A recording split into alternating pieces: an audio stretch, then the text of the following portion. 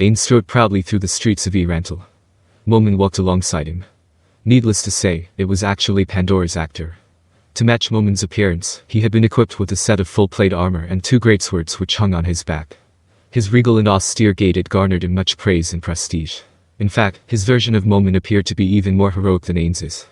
To be honest, Ainz had considered asking him to adopt a worse gait, in case the citizens were able to tell the difference between the different versions. Of course, this wasn't something he would actually say out loud, so he figured he could at the very least attempt to secretly copy his gait. To this end, he had been stealing glances at Pandora's actor from his side view, and fortunately, he hadn't appeared to have noticed yet. The one silently tailing those two to keep an eye out on their rear was Nabe Gamma. Though it appeared that they did not have any bodyguards, in actuality, multiple Hanzos were hidden around them and were on alert. Consequently Nabe, whose level was lower than theirs, was largely redundant. However, considering how she had acted in this manner ever since she first debuted as Momon's companion, Ainz felt it was unnecessary to order her to stop. It's important to note that these 3 were walking through the streets of this city without any goals in mind at all. It was just a familiar exercise for all. Through this procession with Momon and Abe, Ainz was able to demonstrate various different things to the crowd. It was also for this reason that Ainz hadn't brought the maids along. This act served multiple purposes. The most important of all was to validate the fact that Ainz was still working together with Momon, so it wouldn't be appropriate to exclude Nabe from this operation. After all, Momon was always seen in full-plate armor, and his appearance wasn't known to many. So, had they not brought Nabe along, rumors would begin to circulate that Momon was already killed by the Sorcerer King, and it's actually an undead in that armor. In fact, those rumors had already begun circulating, so it was crucial for them to avoid creating further misunderstandings. The pedestrians all kept to the sides of the road as if it was a no-man's land upon spotting the trio's silhouettes. This was of course, mainly due to the Sorcerer King's presence. If Ainz had walked down these streets as Momon, this wouldn't have happened. Though much time had passed between the founding of the Sorcerer's Kingdom and now, the citizens were still terrified of Ainz. It wasn't just the humans who were reacting to him in that manner, but also some of the demihumans too. This was because E-Rantel, which used to be a purely human-inhabited city, was no longer so. Demihumans could be seen sprinkled throughout the crowds. If one were to look around where they were, they would see the outlines of a number of demihumans, although not many, in the shops. They were both employees and customers, and sometimes they were even the owners of the store. The part of the city which used to be a pauper's district was renovated into residential zones for demihumans under Ainz's orders. If they had been in that part of the city, this wouldn't be such an unusual sight to behold, but Ainz and the others were walking through one of the main streets of E-Rantel, far away from the slums of yore. It was easy to see from this fact alone how there had been a considerable number of demihumans flowing in and out of E-Rantel. Though this wasn't due to any special policies Ainz had put in place, after all the one who had been putting effort into these matters was Albedo, he still felt proud of this fact. It told him that his plans to unify the races were progressing at a steady pace. If this was the case, I would really like to enact policies that could speed up the process of uniting them all. In fact, he had such a plan in mind already. Ainz had considered holding some sort of an event in E-Rantel, with the ulterior motive to draw in more tourists, and increase their income from foreign sources. What he hadn't considered was how unfestive and non-participatory this world was in general, which was the cause of his boredom this entire time. Though a gladiatorial arena like the one in the Empire wouldn't be too bad, Ainz wanted something that hadn't been done already, something truly special. If he were to hold a large event that involved audience participation or anything that would allow an interracial team to shine, that would surely boost racial unity. If people had something in common to talk about, surely it would be easier for them to get along. How about some kind of ball-based sport like baseball or football? Or should I do something to spice up an existing event? As he mulled over those issues, Ainz was also observing an orc shopkeeper who appeared to be in a serious discussion with their human customers. They were probably part of the orcs he had encountered in the Holy Kingdom, the ones who had been devastated by the evil Lord Wrath, and were then unified under Ainz. He couldn't recall any other time he had brought orcs to E-Rantel. Who this orc was exactly, Ainz had no clue. Though he had incorporated a large number of orcs into his dominion, the main reason was because Ainz, as one with human sensibilities, could not tell orcs apart at all. In a similar vein, he couldn't tell apart members of the other races either. For example, female Zerns differentiated themselves by their color. Speaking of Zerns, he couldn't help but wonder, how do they see anyways? In any case, they all looked about the same to Ainz. This issue was applicable to most people anyways. It was equally as difficult for an orc to differentiate between two humans, as it was for a human to differentiate between two orcs. For this reason, they had stuck to recognizing humans through features like hair length, pupil colors, etc., but incidents still arose whereby goods reserved for a specific person were sold to someone who looked similar, even though to someone like Ainz, the two persons looked completely different. The Sorcerer's Kingdom had no issues with public order. Crime rates for misdemeanors were low, never mind felonies. This, however, wasn't due to the strict enforcement of the law, but rather out of people's fears that their corpses would be turned undead to serve the country after their deaths. It was for this reason that misunderstandings were cleared up quickly and without much fuss. Mountains weren't being made out of molehills. This was why the orc was calmly discussing business with his human customers. The Adventurers Guild has also started accepting demihumans amongst their ranks. I believe that all of the demihumans will be able to reach their potential in the foreseeable future. Ainz said under his breath without much thought, prompting Pandora's actor to reply. Ainz-sama, it is exactly as you have surmised. Those demihumans, upon witnessing the undead Ainz-sama had created, must have thought that the career of a common soldier was no longer feasible. Those with talents in the arts, manufacturing, and research would then be more inclined to utilize said talents to their maximum potential. The Sorcerer's Kingdom was still following the system of, your race is pretty good at this, so you should probably seek employment in this field.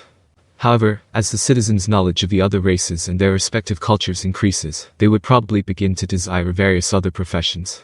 Though this change was still in its early phases, the desire for self-determination would surely blossom over time. The main drive for this change was the fact that all menial labor was now handled by the undead. Albedo seems to be managing that sector of the country well.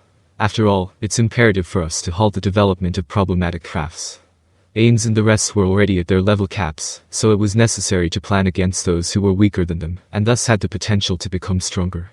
As part of those plans, they couldn't allow their own people to achieve superiority in expertise over them.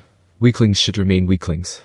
At the same time, they had to ensure that the supremacy of their country as a whole was well maintained against their neighboring countries. Perhaps Albedo was the only one who could possibly maintain this delicate balance. To this end, we were in desperate need of spies capable of obtaining top-secret intel from our neighbors. We were still too weak on that front. To create a pop monster that Nazarick would not automatically respawn required two ingredients. One was the monster's data, and the other was the corresponding amount of gold coins from Yggdrasil. Though the library of Nazarick contained data on various types of monsters, it did not contain the data of every single type of monster from Yggdrasil. Some monsters' data were of limited use too. For example, they had already exhausted their supply of data on Hanzos, and the library did not contain any data for the creation of 8 edge assassins. The creation of higher-tiered monsters incurred the cost of a large sum of gold. If that was the case, shouldn't weaker monsters suffice? Though he wanted to say so, actually using them would mean that there would be a higher chance of them getting caught whenever they tried to infiltrate someplace. Amongst the surrounding nations, it wasn't inconceivable to think that they weren't the only ones capable of employing monsters. It would be best for them to use higher-tiered monsters who were harder for others to detect, while their country was still of modest size. Or maybe human spies. Ainz accidentally spoke his thoughts out loud. Nabe, upon hearing him speak, walked closer behind him to say, Ainz-sama. Speaking of which, how has the training for those spies been going? Shall I make sure those So's know who their rightful master is? Ainz lowered his voice and responded with, Nabe, you're the partner of the folk hero Momon now, do not forget your position. After all, they had made it out to be that Momon and Abe had been bound to this city out of concern for the safety of its inhabitants, which was why they were working with Ainz Ulgaun in the first place. Perhaps enough time had passed that it wouldn't be too bad to have their characters have a change of heart, so that they were staying in the city out of reverence for the Sorcerer King instead. That being said, it would be safer to discuss this matter in advance with Albedo and the others to formulate a better script before committing to anything. Until then, it was best to not make suggestions to Ainz directly. It was better to discuss these matters within Nazarick and avoid those topics entirely well outside. I profusely apologize. You have been forgiven would have been what he would have said, until he took a good look at their surroundings. A lot of people were watching intently with horrified expressions. Hopefully they hadn't heard what Nabe had said. Ultimately it wouldn't have been feasible for him to kill them all out of the suspicion of what they might have overheard. Otherwise the facade he had built up that he was a unique undead capable of speech who was different from the other members of his kind would be harder to maintain. Nonetheless, ignoring Nabe's question and causing her to put on a dismayed expression, caused Ainz to feel pity for her. It would be troublesome if she were to stop asking questions of her own entirely. With that in mind, Ainz muttered his answer in a volume that was incomprehensible to those around them. We've lent out the Hanzos. Tira is currently in charge of training the human spies, but if I'm being honest, all of them combined are no better than a single 8-edge assassin. Just consider it an investment for the future. though it was unlikely that they would receive a return on investment proportional to the gold and time they had invested into this program. It wasn't as though it was completely impossible. The same applied to their investments in runecraft and other magical technologies. They were going in completely blind on whether or not those efforts would bear fruit, so it would be best to dial back their investments down to a minimum for now. Ainz stopped talking. And just like that, the trio continued to walk down the street in silence. Occasionally they would bump into patrol teams consisting of Death Knights, Death Wizards, Death Warriors, Death Priests, and Death Assassins. Though they were walking on the streets too, they maintained a tight formation with the Death Assassins, silently keeping a lookout on the front. This wasn't due to any perceivable dangers, but rather the fact that they were just following their original orders to patrol in formation. Something of note was that though Death Assassins were bad at concealing themselves, they had a high damage output, thanks to their high critical strike chance. If an enemy were to let their guard down because they believed that a Death Assassin did not pose a threat to them, then they would be able to deal an alarming amount of damage. This was why Ainz couldn't make spies out of them.